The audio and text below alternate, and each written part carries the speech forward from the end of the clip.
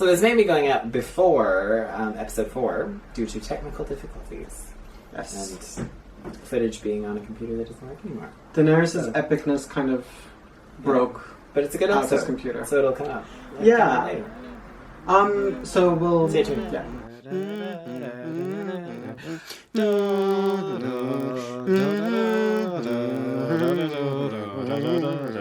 So, hello and welcome once again to our episode 5 Game of Thrones review, rewind, recap with me, Alex, and Selena will be recapping / reviewing The Door. The Door. Hodor. Hodor. So this episode was full of revelations. Yeah. I thought this week was going to be slow. Yeah, I did too. Because last week was pretty epic, but actually they outdid themselves with the epicness. Mm-hmm. I mean, let's start from the beginning. Mm-hmm. Sansa confronted Littlefinger. How satisfying was that scene? It was pretty satisfying. I mean, that was pretty awesome. She didn't actually have Brienne cut him down, though. Which... I know, but it was good having, like, Brienne be like... She asked you a question. Yes! Speak up, bitch.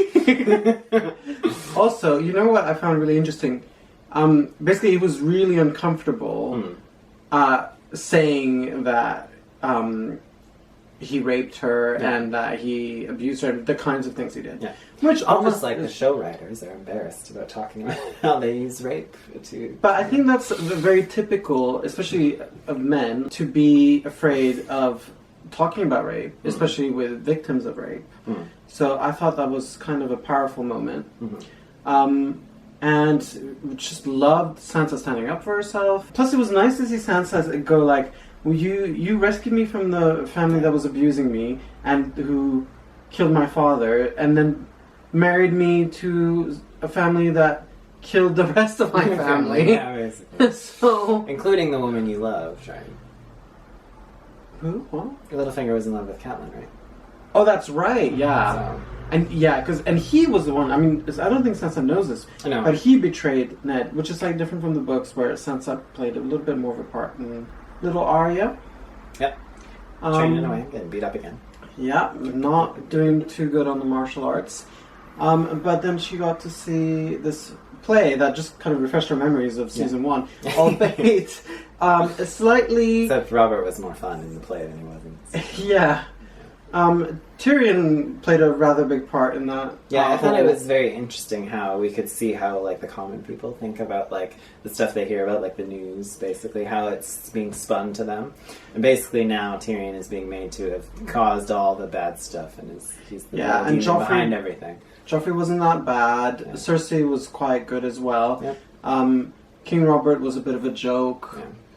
And Ned Stark was just a fool. Buffoon. And I mean, I've always thought, like, sometimes I have to remind myself that, like, I always think, oh, the common people don't see what we see, so they don't know half of what's going on. No, they don't know very much at all. And they just make up the rest. Yeah. So that was interesting, which is very true. Not just news works. Yeah, I mean, not just back then, political now news, too, right? Yeah. So that was interesting. And yeah, she has to kill. Yeah, for being no one, though, she did have a very sour expression watching this thing. She, and also, I mean, the waif referred to her as Lady Stark. Yeah. So it looks like her poker face isn't working that well. And we're a little bit concerned for Arya because she got a tour of the room with the faces again and was told, oh, here are the first people, the first no ones. Yeah. And you could be next. Could either give us a face or give us your face. Yeah. Basically. But it was interesting to see the story of how Braavos was founded by the first no ones who came from the mines of Valyria. Yeah. Who were slaves. Yeah, they were freed slaves, and that's why it's the free city of Braavos. I knew this from the books because that scene transpires in the penultimate book, I think. But yeah, that was kind of an interesting little side note. Yeah. So it was also interesting to see that they were the ones who founded Braavos, which is why they have so much respect there, right? Not just like a guild of assassins. Had a penis? Yes, but before the penis, it would be interesting to, like, Arya was implying that it was the younger actress who was paying to have the older actress murdered. Which, like, if that's the kind of, like, jobs that they get, like, people must make good use of, like, the assassins in Braavos, right? Like, the Faceless Men. They must make, like... Why aren't, like, others and everybody dead? Basically. True, I mean, I guess they're quite expensive. Yeah, but how did she pay for it? Well, she must have had money from somewhere. We don't know. One thing that was interesting is one of the guys in that very brief scene backstage is a well-known actor. I forget his name. Unfortunately, off the top of my head, the only thing I can remember him being in is the Spice Girls movie. Oh, okay. But he's been in lots of really good things. That just being kind of a side note. Yeah. But yeah, so I think he might become a bigger role, and that whole troupe of actors might become more significant. Yeah. Because it'd be weird for them to cast someone, because he is a big name actor, and he had like one line. Maybe like Arya will run away with them or something. Or something. Or maybe she'll try and take one of the face or something. Again? Because that went so well the first time she tried it. Yeah. I mean, we don't know. Arya's situation, not looking so good. But then again, Daenerys' situation wasn't looking so good a few weeks ago. Suddenly, poof. But Daenerys has a way of doing that. Yeah, she has that fire immunity. Shit to shit to shit. Yeah. You know. She's good at, like, squirming her way out of trouble, though. That for Arya. Yeah, she was told off by that guy who I'm starting to fancy. The no one guy. Oh, yeah. He's got a bit of a sexiness now, especially now that he's threatening to kill her. He's become even... He looked better in a Lannister uniform. That's true. But I don't know. The white robes aren't really doing it for me. I'm just like, no. I mean, he was kind of funny back then. Now he's a bit more creepy. Yeah. Maybe I like creepy men. I don't know. Also, I have this weird suspicion before we move on. And I've had this from the books, that he's actually the first of the no ones. Oh, okay. That he didn't die. And that maybe that's his, like, curse, or... I mean, if he's got such a close relationship with the faceless god, then who knows? But it's sort of just, it's with them being no one and being and he knows everything, and, like, there's a little bit... There's a touch of the Melisandre about him. Who knows? Like, maybe he's got a little necklace. Yeah.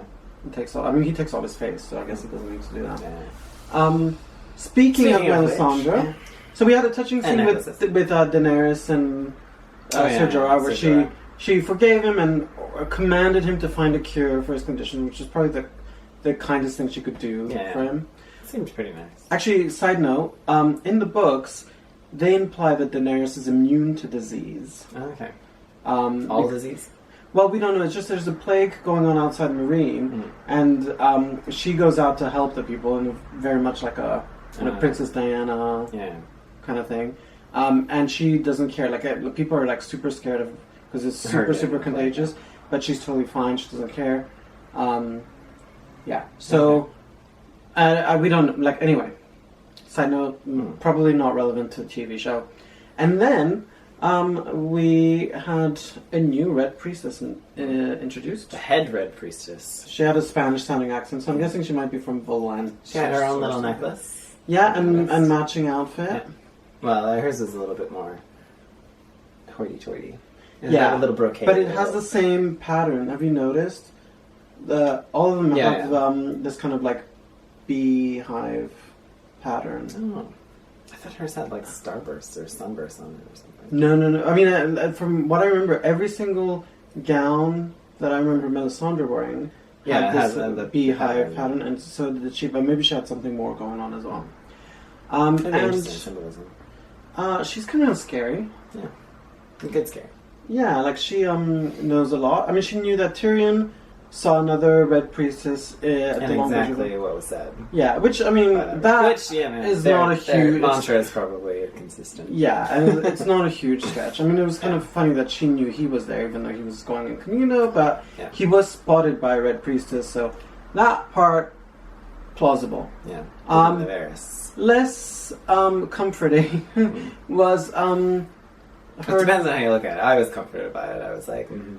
I mean, I'm curious into the now. past, So Varys was like, well, we don't want to, like, kill the infidels, and, like, fanatics, blah, blah, blah, blah, blah. And then, and like the other one, Melisandre made a mistake about Stannis, blah, blah, blah. And then she was like, oh, like when you were a child and you were like tortured and your bits thrown into the fire and the demon and the voice and do you want to know what it said? Oh yeah, she didn't say demon. She said a voice. Yeah. Do you want to know what the voice said? And we were like, who spoke? And I was like, come on, tell us. Give me this information. I mean, what a tease. Yeah. Slightly disturbing. And I just really want to know what that voice said and who spoke. Exactly. Me too. But Daenerys is going to come back and find her city swarming with red priests. Yeah. Preaching her virtues while she's and gone. with some kind of peace with the other cities who have 7 years to abolish slavery. Yeah. I don't know. On the one hand, I think she might be like, what the hell have you done with my city? But also she might be like, oh, look, they're not killing each other anymore. It's kind of nice. So, and she's got an army of Dothraki now to go with the army of Unsullied and her second sons. Yeah. Excellent. That's a lot of armies. Yeah. Now she just needs ships. Speaking of which... Yeah, Theon and Yara's douchey uncle. The King's Moot. Yeah. In the Iron Islands. Which seems to get resolved rather fast. Yeah. Quite fast. Faster than the books, I will say this. The books, it unfolds over like several chapters. Yeah. This was like... in an afternoon. Yeah, it was like, well, I will be your queen, blah, blah, blah, blah, blah. And like, Theon was like... women. Thanks very yeah, much. and Theon was like, no, she's the best, blah, blah, blah. They were all cheering, and then douchey uncle turns up. Yeah. And he basically says, he pretty much admitted to killing... Yeah, he did admit to it. I killed him. And they were like, oh... Okay. Like, at first they were all like, when she accused him of killing, they were all like, oh. And then when he said it, he was like, yeah, I did it. And then they were like, yay! And he's basically saying that he's gonna go find Daenerys. Woo her with ships. Yeah, seduce her with his ships. Iron fleet. Excuse me? His iron what? His fleet. That'll be that. Yeah. And then they'll get married and conquer the world together. I just don't see Daenerys really falling for that. She might just be like, okay, thanks for the ships, now bye. Come, let me show you my dragons. Yeah. Oh, speaking of the dragons, I'm still like waiting for them to like leave, do something. Yeah. Just like they already spent the CGI budget for the season. They don't have any. They can't make any more dragons. They're already dragging it out. And Theon and Yara ran away. Before so they couldn't be killed. Sansa seems to be helping Jon gather up some alliances from the north. Yes, old northern houses. While Brienne goes to the Riverlands to land a big blackfish. Yeah, Sansa's uncle, because he did survive the Red Wedding. Remember, because he left the hall, and so it looks like he. If you watch that scene, I've seen that scene many times. Okay. I've seen pretty much. I watch Game of Thrones a lot. So we had one of the biggest revelations of this entire show: how the White Walkers came to be. So Bran saw the making of the Night King. Yeah, which was done by the Children of the Forest plunging a piece of obsidian into this guy's chest. Who was stuck to one of the trees. And there was a pattern of rocks that matches the pattern of all the dead horses and bodies after the White Walkers attacked the people of the Night's Watch north of the Wall a couple seasons ago. Apparently he was one of the first men. The Children of the Forest and the First Men did not get along because the First Men were destroying the trees and kind of destroying the nature. Cutting everything down. Children of the Forest, particularly the one who is there a lot. Her name is Leaf. Okay. She did it. She decided to do it. Like unleash this weapon of mass destruction to kill the men, and then we can only speculate on the rest. But yeah, they did form an alliance eventually. Blah blah blah blah blah. Yeah. So then they contained the undead threat. So with that little nugget, Bran got really excited. Yeah. He wanted more. Yeah, and he was like, oh, everyone's asleep. Let me just go see what happens next. Which is what I would do if I was... Because, with Game of Thrones, I can't hold myself. Exactly. I'm just tempted by the spoilers with the articles, so, fan theories, etc. Except the second visit did not go so well. No, second visit could very well have been in the present as well. That's true. We really don't know when it was. And yeah, Bran saw an army of the dead and the Night King with his dudes, White Walker lieutenants, and the Night King saw Bran and touched him and left a nice little bruise on his arm, which apparently means that now the protection they had over that tree cave is gone. They invaded. Yep. It was a big old massacre. Yeah. Everyone died. Summer, rest in peace. Yeah, right. Leaf, Rip. rest in peace. Pieces. Yeah, oh, poor girl. I mean, she did live a long time, and she did kind of start it. So, well done at least for sacrificing yourself. Yeah. And also Three-Eyed Raven. Yeah. Rest in peace. Rip. Although it was a nice way to die. Like, well, I guess in the vision, it was a nice way to die. Just. Yeah. So he was like, "Oh, we gotta like, you have to take my place, and you have to go, and you're not ready, but let's do it anyway." So they went back to when it was probably when Ned Stark was being sent off to the Eyrie to train with the rest of them. And Hodor was there, or should we say Willis. And so as they tried to escape, Bran, who was still in the past vision, after the Three-Eyed Raven died, he was controlling Hodor in the present, who was being told by Mira to hold the door. And then somehow Willis, in the past, had a seizure and then started saying, "Hold the door," in a panic, as Hodor was basically desperately clinging on to try and stop the onslaught of the dead. I cried both times, actually, because I watched it when it came out, and then I also watched it again with Alex, and I thought I'd be okay, but I regret not wearing waterproof mascara. That was quite upsetting. It's very, very interesting. So Hodor's entire life was basically sacrificed for that moment of buying them a few seconds against the dead. That raises a lot of questions. Did he remember this all along? Did he see what would happen to him in the future? Which I think he did, because I think that's why he was shouting "Hold the door" in a panic, because he was basically past Hodor could see what current Hodor was doing, and they merged into one. Maybe he could feel the urgency and the panic of dying, and anyway. And it's interesting because the Three-Eyed Raven seems to have led Bran to that moment, presumably because he kind of knew that would happen. What was going to happen. Well, which is weird. Like, if he knew it, then why would he say that he wasn't ready? Well, because he's not. I think he's still not ready. But if he is going to have to do it then anyway, then he's basically as ready as he's ever going to be. Like, if he knows that eventually the Night King is going to do it. So in some ways he let all of that happen, the Three-Eyed Raven, if he did in fact know that this is what had to happen.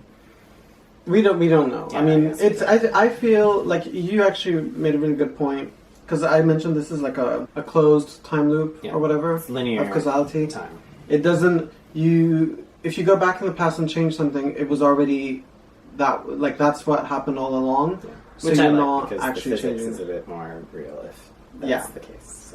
So basically, because otherwise, if you go back and change things, then the future where you went back changes, and therefore you wouldn't go back, and that doesn't make any sense. Yeah. This makes way more sense, you know. The other way that does sort of make sense is if you accept parallel universes, and then when you go back to the past, you're not actually going back to the past, you're going back to a different universe, and et cetera, et cetera. But I prefer linear timelines myself. So, but you said it's kind of like the Harry Potter... Yeah, it's a lot like the Harry Potter time turnery thing. So basically, I think that Three-Eyed Raven was kind of like Dumbledore, and was like, he knew that's what had to happen. Yeah.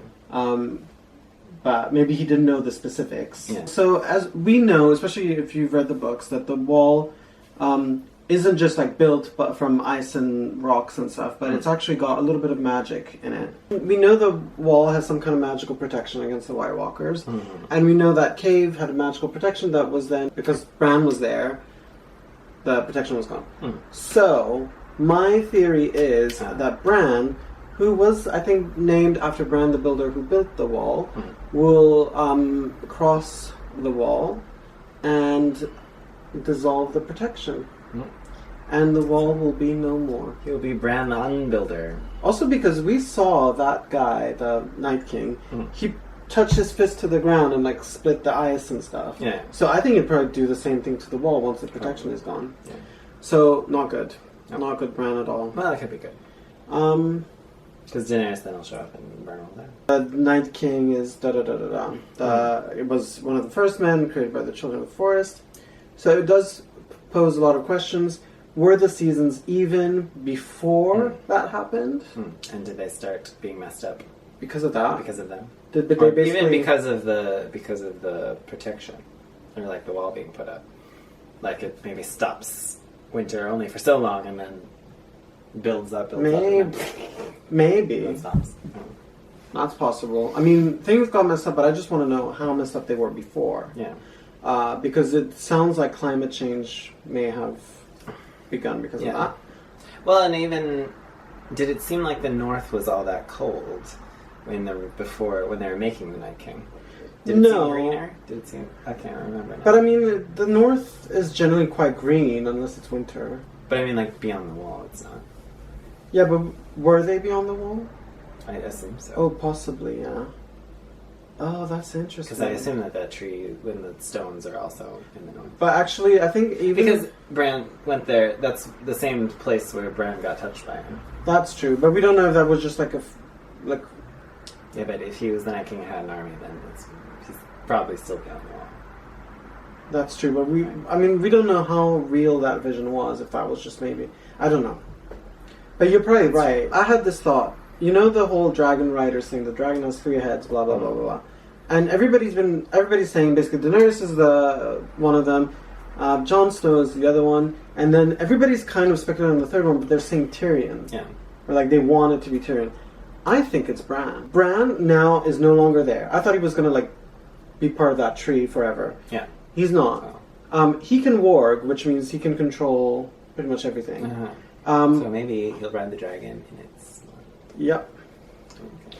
Also, interesting note that the third dragon, Viserion, is white and gold, and Summer was kind of white and white gold. and Auburn, So that's interesting. I mean, I don't know. I think I haven't but seen do all that the dragon riders have to have Targaryen blood?